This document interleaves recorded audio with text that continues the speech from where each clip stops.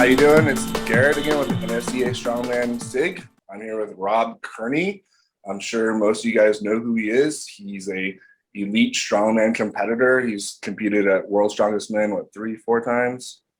3 going on 4, yep. Going on 4. Arnold competitor. He did previously have the American world record for log. But we're going to kind of put that stuff aside for a little bit and talk about his career in athletic training. He's has an extensive career in athletic training. He's done instructing, been a head director at a few places. He was an athletic trainer at Arnold, actually, right?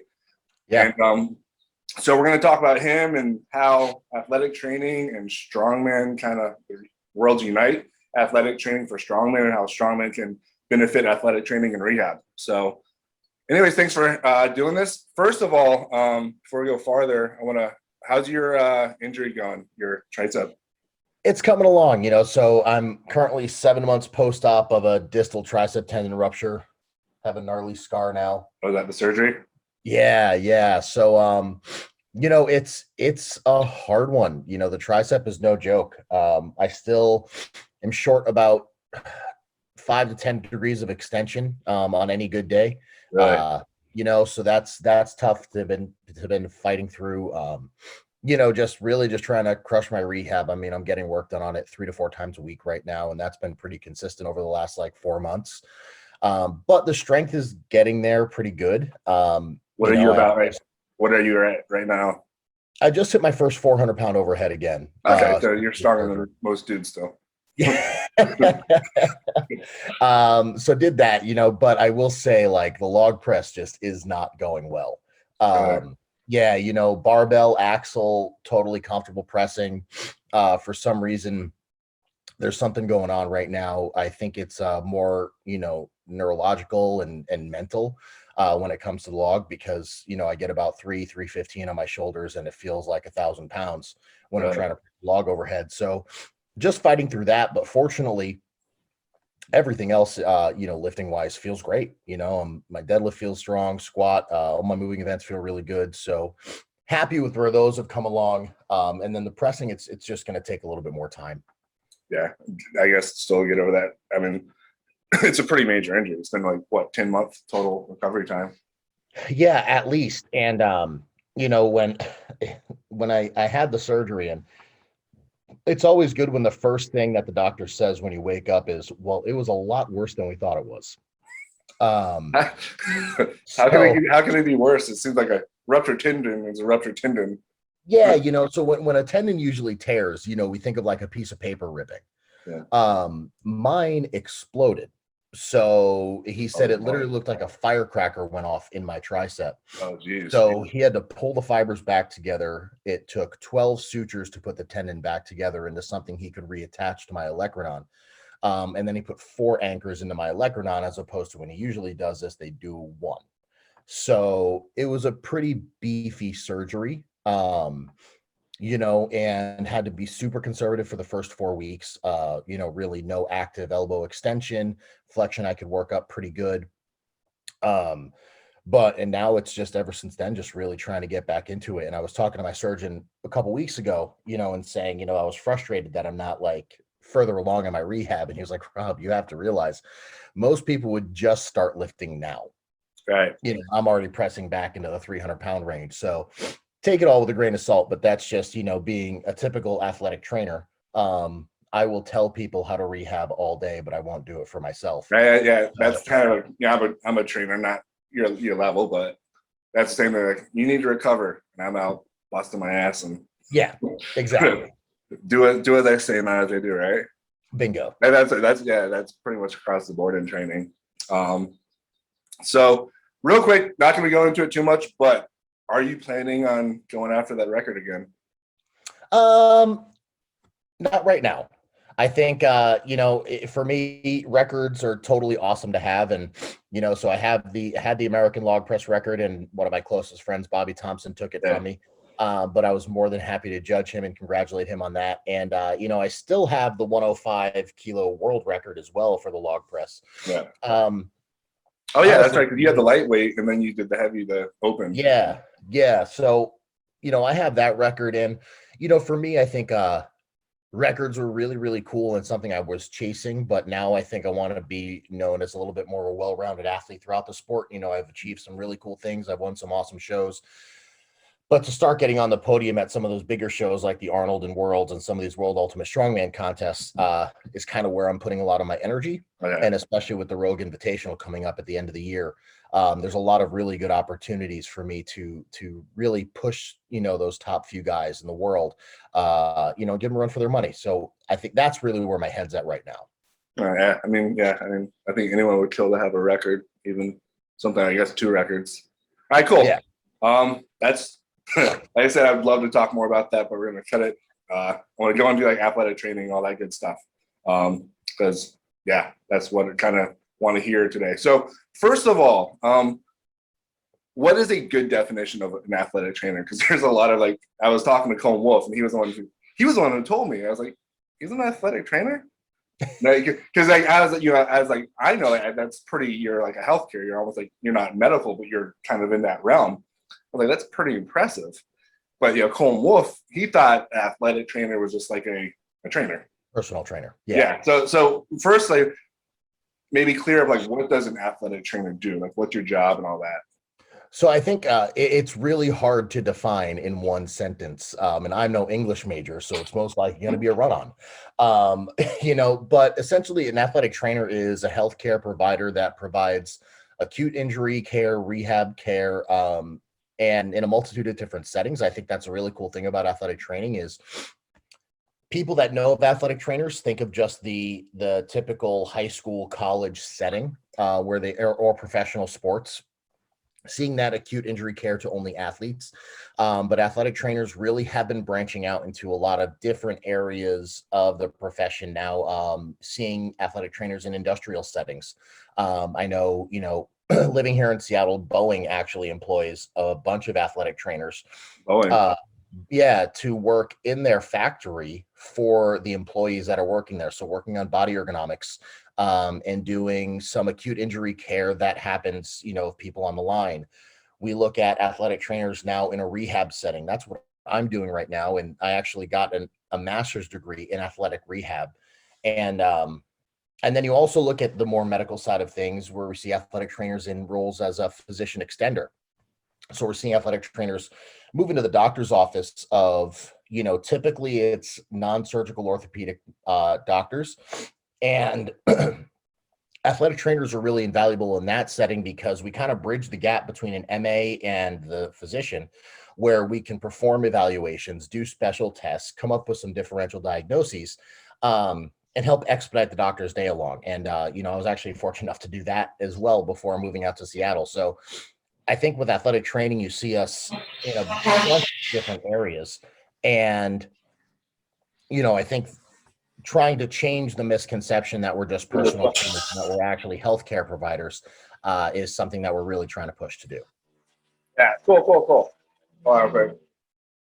There's a long guy outside my house. Okay.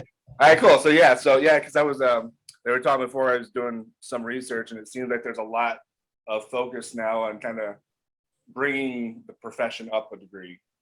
I think in 2015, now you have to have a master's to be a professional. Yeah. They're trying to bridge that gap between clinical practice and applicable practice, and I guess another good thing is that you have the athlete in mind. Yeah, I think that's always been one of my strengths as an AT. You mentioned I've worked in a bunch of different settings. So I started out in the boarding school world when we were living in Massachusetts, as an assistant athletic trainer, and then a director of strength and conditioning, and then also a head athletic trainer at a boarding school. And being able to make that connection with the student athletes of, hey, this is what you're dealing with. This is why we got to do, take these steps to get you back on the field. I made it a little bit more personal when they realized I was going through the same things, because I was also a professionally competing athlete, all over the world. So it made it easier for me to connect with a lot of these student athletes to kind of push them in the right direction to do the right things for their injury. Right. Yeah, because I know a big thing with a big complaint is an athlete will go to a regular doctor and they don't understand like the psyche of an athlete. They want to get back on the field. They want to get back in the ring. And they'll tell them, okay, you're gonna have to sit out for so and so, whatever. Hold on, look, I'm gonna go inside because this guy is driving around.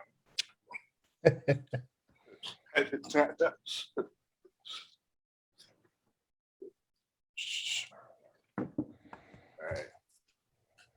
Solve a problem. All right, cool. Yeah, so you also were an intern for like some professional teams, right? Yeah, gosh, back in when I was in college. Like yeah, when I was in college, I got into, I think like any athletic training student, like I got into the profession because I got injured in high school playing football.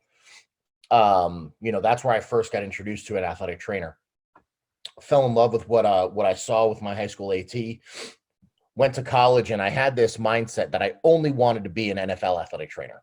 And that's what I just wanted to do. So it was the year of the lockout. I think it was 2011. And I was actually, this is a fun story. I was on my way down to Atlantic City, New Jersey for a strongman competition.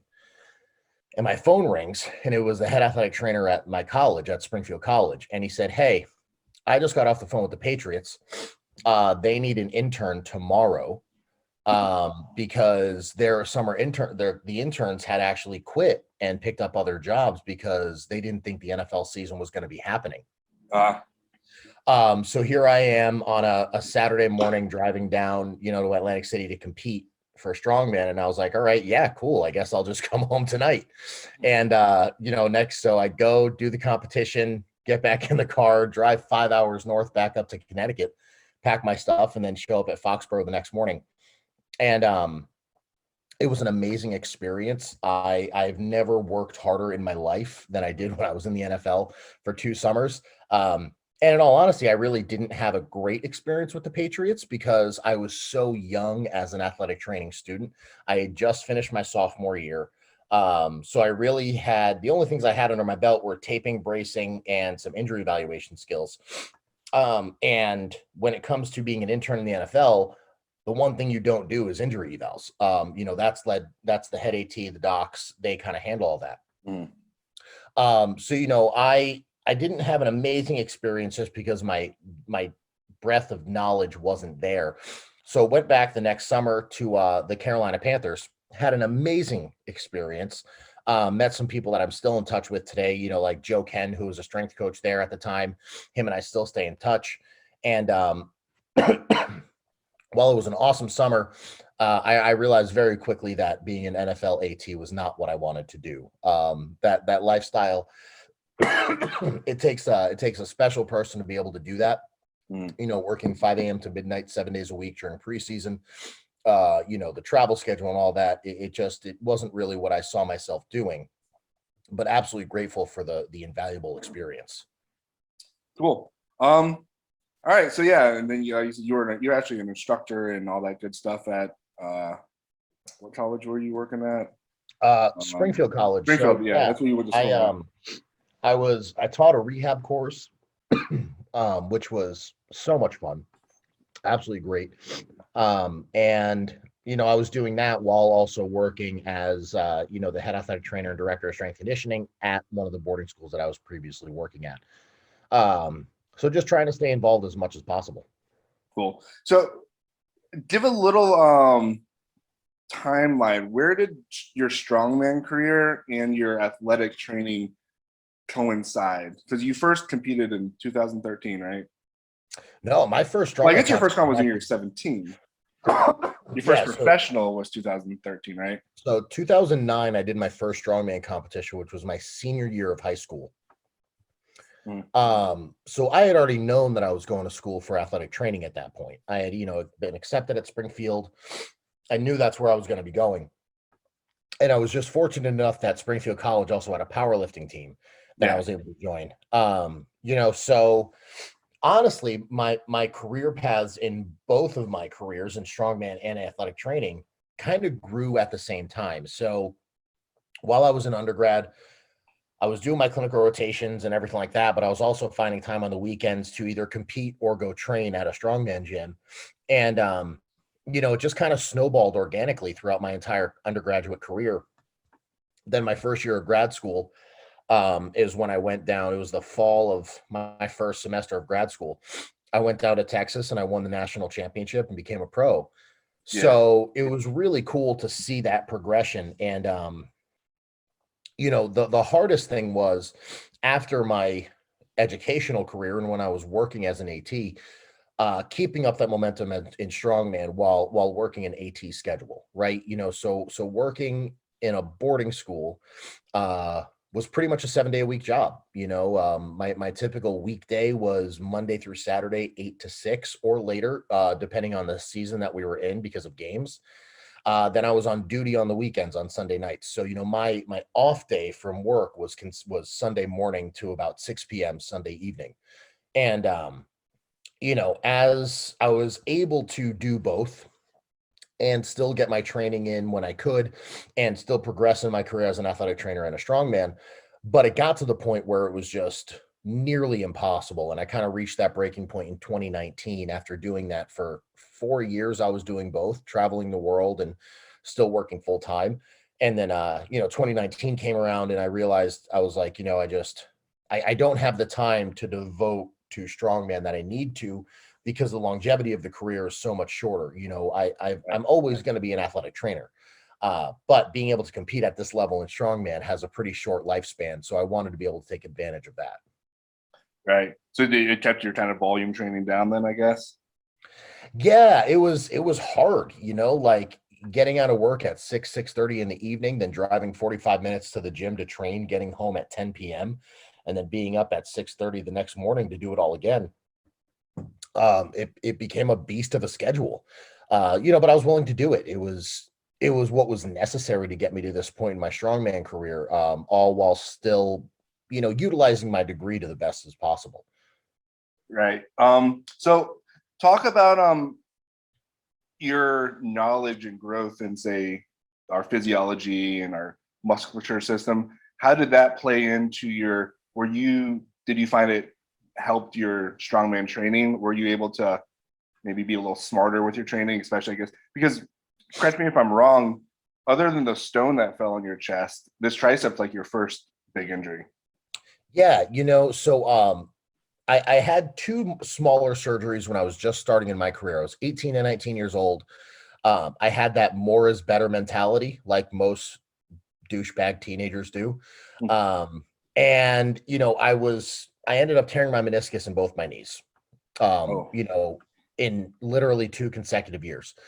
So I had those, clipped out. Really no big deal. Took 4 weeks off of training, then I was back and ready to go. 2018 had an unfortunate accident where a stone did fall on my chest, broke some ribs, partially tore my QL. Wasn't a good look. And then, yeah, about 7 months ago, ruptured my tricep. So the nice thing about being an athletic trainer is I became very aware of my body and how things should feel. And was able to, we had joked around a little bit saying, athletic trainers, are the worst patients because we'll tell you how to fix yourself, but we won't do it for ourselves. And to a degree, I still hold true to that.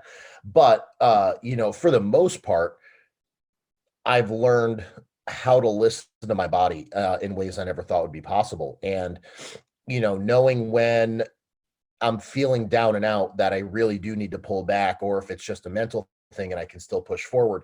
Um, every time kind of like I have aches and pains that are, kind of flaring up, it's okay. Let me just take a step back. What's really going on here? Do I just need to mobilize that joint a little bit more? Do I just have to do some soft tissue work?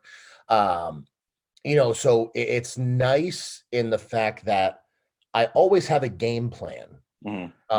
no matter how my body feels, right? So, I can I'm pretty good at distinguishing the difference between being hurt and being injured. Right. Um, you know, being a professional strongman, I can say I am always hurt. I never feel good. Um, so my bad.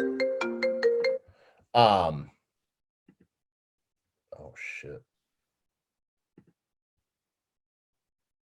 What's up? Oh, I lost you and I couldn't find you again on my screen. Oh, Somebody called me, so I was like, I didn't know where the hell it went. I'm gonna screenshot that face you just had. Fuck you.